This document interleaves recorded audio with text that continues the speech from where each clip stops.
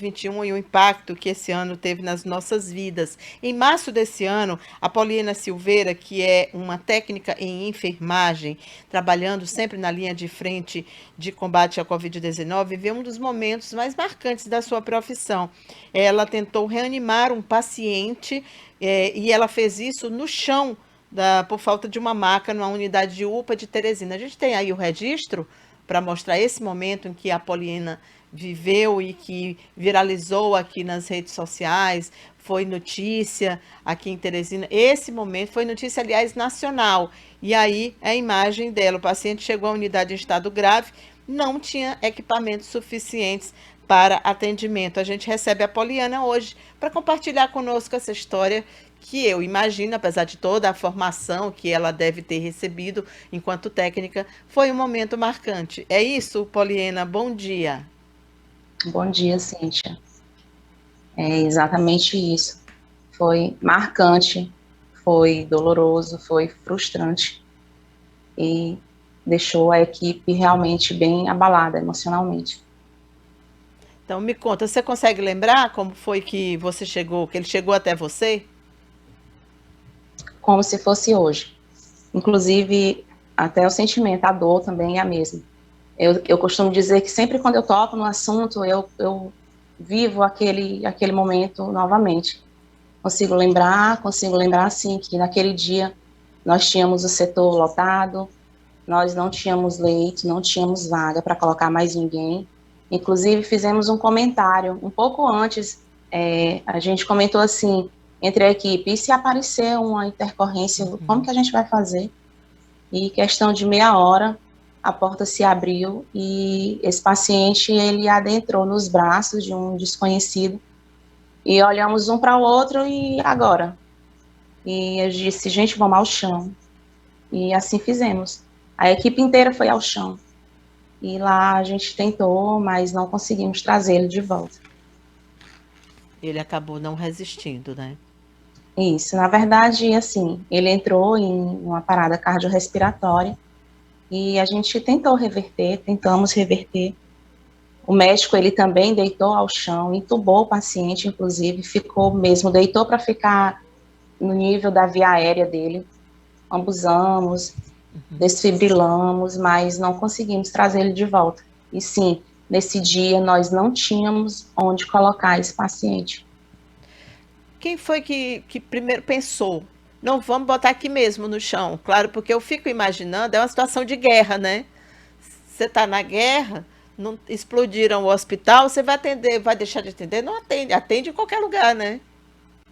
Inclusive, nesse setor, a gente tinha assim, um balcão bem extenso, e teve até um comentário, não lembro quem comentou, e agora, o que vão fazer? Se chegar alguém, vai ser o jeito de colocar no balcão, assim, a gente falou até em torno de uma brincadeira, não imaginávamos, não esperávamos por essa Que situação. realmente fosse Mas acontecer. quando essa porta abriu, que a gente viu a situação, nós olhamos de imediato um para o outro e agora. Mas assim, foi uma ação, uma atitude instantânea de toda a equipe e todos nós fomos ao chão de imediato. Vamos lá, coloca o paciente no chão. E a pessoa que vinha trazendo eles nos braços, ele deitou ele ao chão, saiu e ele ficou aos nossos cuidados. Entendi.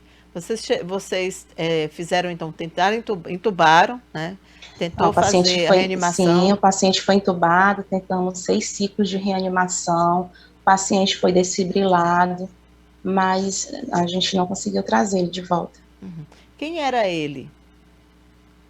Então, ele era ele é um morador do bairro, conhecido também, mas, assim, a gente, depois disso, não tivemos notícia, porque, assim, como ele entrou em uma parada cardiorrespiratória, o teste que nós tínhamos para a COVID disponível era um teste rápido, e foi feito esse teste rápido, o resultado foi negativo, e como nós não tínhamos a causa da morte, o corpo ele foi encaminhado para o serviço de verificação de óbito. Daí, Entendi. então, eu, particularmente, eu não tive mais notícia, eu não tive acesso a mais nenhuma informação sobre realmente a causa da morte. Efrem? Doutora, De lá para cá, foi que mudanças ocorreram no tratamento e na questão da pressão sobre os profissionais? Efraim, assim, de lá para cá, eu acho que é como toda a população teresinense está acompanhando, um desfecho triste e uma realidade triste. Eu falo mesmo em relação à gestão, a equipe profissional cansada, exausta, como a gente vem falando, tocando na mesma tecla em relação à exaustão de carga horária de trabalho, naquele tempo ser um pico mesmo bem elevado do Covid, não tínhamos leite, não tínhamos materiais suficientes para poder dar conta da demanda, e com isso, eu particularmente, eu tive problemas emocionais, eu precisei me afastar de uma das minhas atividades, de um do meu local de trabalho, inclusive esse. Mas assim, hoje, já ao final do ano, eu só quero que esse ano termine, porque durante esse ano eu fui várias polienas, mas sem perder minha essência. Foi um processo doloroso, porque dói, mas foi um processo de evolução. Acompanhei também os meus amigos de profissão, cada um com seu problema distinto, né? Uns depressivos, enfim, outros procurando assistência, procurando ajuda, mas foi um cenário que mexeu muito com a gente, que mexeu com a família da gente e que vem mexendo, porque hoje a nossa valorização é os aplausos e nós precisamos bem mais disso. Claro, entendo sim. Eu fico imaginando, no dia seguinte, primeiro eu queria saber se você lembra quantas horas você tinha trabalhado e a equipe tinha trabalhado naquele dia. E se no outro dia você precisou voltar? Naquele dia eu estava iniciando as minhas 24 horas de plantão. Já estava findando as 12 horas, mas a gente ia completar, a minha equipe é sempre assim, 24, às vezes ficávamos 36 horas. Uma jornada de trabalho exaustiva, porque era uma escala extra, que eu faço ainda para poder acrescentar a minha renda, visto que meu salário é defasado há anos. Nossa. E assim, eu estava terminando as minhas 12 horas de plantão, e à noite eu já ia entrar na minha outra unidade, e eu cheguei nessa minha outra unidade de trabalho, eu cheguei assim, num estado que se eu não tivesse os meus amigos para me amparar, eu não sei como que eu teria ficado. Mas fui, trabalhei e dei conta, dei assistência devida aos meus pacientes que lá me esperavam. Poliana, você falou que isso foi muito impactante na sua vida. Nossa, o seu relato realmente é muito impactante.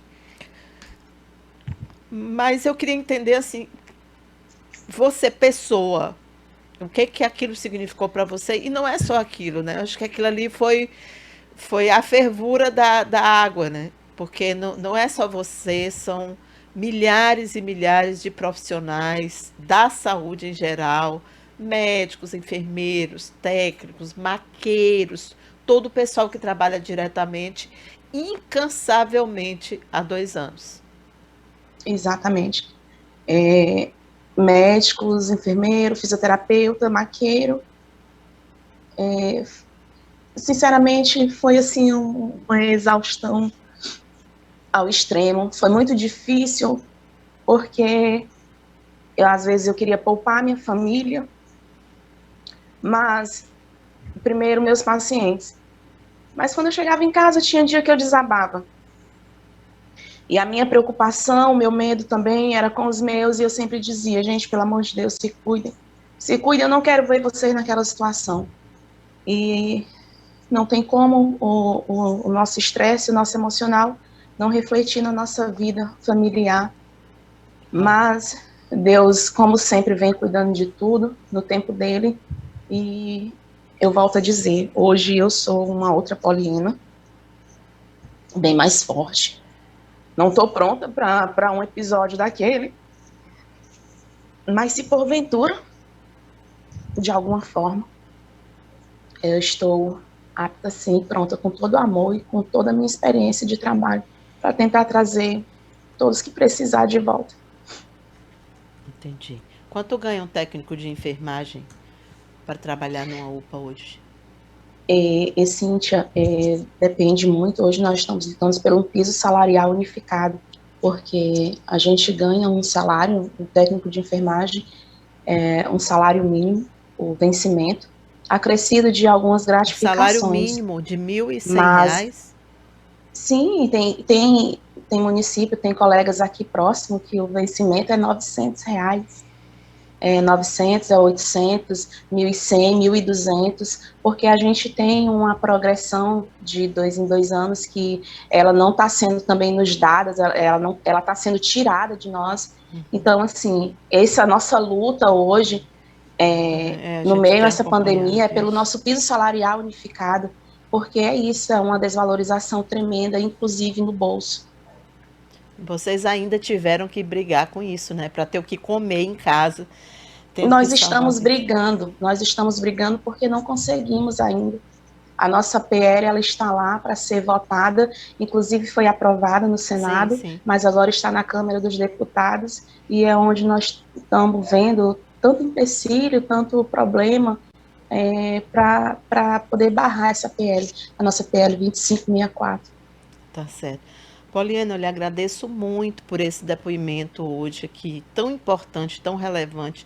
Eu queria muito, porque ao final das entrevistas, eu acho que a gente tem sempre que deixar uma mensagem positiva, mas mais do que uma mensagem positiva, a gente tem que ter uma mensagem de realidade. E como você disse que está mais forte, eu não vou dizer nada que você não esteja preparada. Eu queria muito que a sua entrevista servisse para tocar o coração de quem pode mudar essa situação, mas eu sei que esses corações não se tocam com entrevistas assim como essa, nem com situações como essa. É só mais uma situação dentre tantas outras. Mas, de qualquer maneira, eu acredito que muitos outros corações que não podem mudar, mas que estão gratos hoje por ouvirem você, uma profissional tão competente, tão compromissada e tão humana. Eu acho que isso é uma bênção para a gente, que muitas vezes desconhece o que passa pela alma de quem está lá nessa tal linha de frente, né? Eles falam muito que vocês são anjos, mas anjos, os anjos aqui da Terra, eles também têm sentimento e muitas vezes a gente não tem tempo para saber desses sentimentos porque o que a sociedade espera de vocês é algo que talvez vocês nem possam oferecer sempre. Mas muito obrigada. É isso, Cíntia, eu que agradeço, inclusive, assim, na verdade é porque romantizam muito a enfermagem ela não vive de romance. Eu queria aproveitar a oportunidade, eu queria fazer só um relato, eu estava no meu plantão retrasado, e ao adentrar numa enfermaria, tinha uma senhora que, ela olhou para mim e disse assim, minha filha, você parece com aquela moça que atendeu um paciente no chão. Aí eu disse assim, a senhora tá me achando parecida com ela? Ela disse, eu tô achando que é você. É você? Aí eu só ri e abracei. Aí ela chorou. Aí ela disse assim, é você? Eu disse, sou eu. Aí ela disse assim, eu tenho uma coisa para lhe mostrar. Eu guardo como se fosse o meu documento. Aí ela abriu assim a carteira dela de vacina. Aí lá tinha um pedaço de papel que de um lado tinha o meu nome, Poliana, e do outro lado tinha assim, amor da minha vida. Aí ela disse assim, você é o amor da minha vida.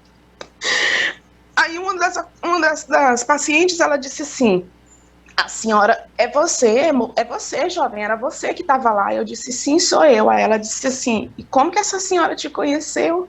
Aí a senhora disse assim, é porque todos os dias eu assisto o vídeo dela e eu chorei com ela, eu vivi aquilo com ela. E assim, Cíntia, isso é gratificante, porque eu realmente, quando eu resolvi trabalhar nessa área, foi uma área em que eu me identifiquei e que eu dou a minha vida, eu dou tudo, todo o meu amor pelos meus pacientes. E é o que eu sei fazer, e é o que eu sei fazer, e é o que eu faço de melhor. Eu agradeço a oportunidade, e eu quero dizer também que o Covid ainda não acabou. Se cuidem, cuidem de quem vocês amam. Abrace hoje, beije hoje.